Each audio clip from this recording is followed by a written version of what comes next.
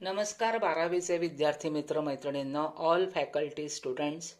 समुद्र कोंडून पडला आहे यातलं काव्य सौंदर्य आपण घेणार आहे आणि प्रत्येक काव्यपंक्ती या मनाला चटका लावून जाणारे आहे. तर यातलं विचार सौंदर्य आपण स्पष्ट करणार आहे. काव्यपंक्ती तुम्हाला दिलेल्याच राहतील. मग या काव्यपंक्तीनुसार तुम्ही काय करणार आहात तर त्याची प्रस्तावना लिहिणार आहात आणि शुभवर्तमान या काव्यसंग्रहातून घेतलेली कवी वसंत आबाजी डहाके यांची ही कविता समुद्र म्हणजे जीवन.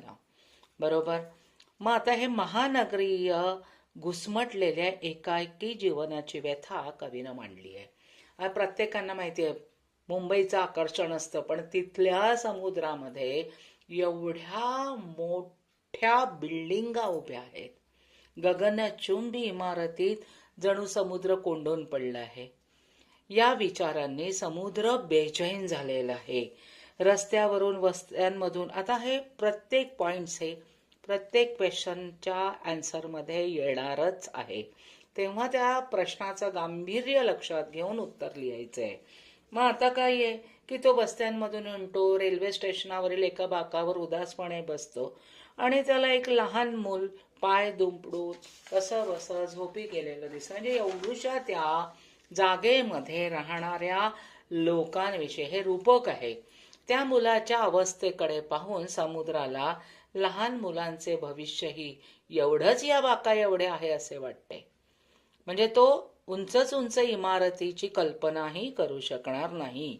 म्हणजे या जीवनाची कल्पना त्या लहानग्याला आहे की नाही ही शंका जणू समुद्राच्या मनात येते. मग आता पाय मुडपून कसं बसं झोपलेलं एखादं मूल या म्हणजे काव्यपंक्तीतलेच काही पॉइंट्स घ्यायचे. या काव्यपंक्तीतून भविष्यात बालपण हे उजाड भकास झालेले दिसून येते. कवीच्या रचनेतून सत्य परिस्थितीची विदारकता, दाहकता ही अधिक मनाला चटका देऊन जाते किंवा दाहकता दिसून येते. तुम्हाला जे सोपे शब्द वापरता येतील तेवढे वापरा. सो सबस्क्राईब करा, लाईक करा.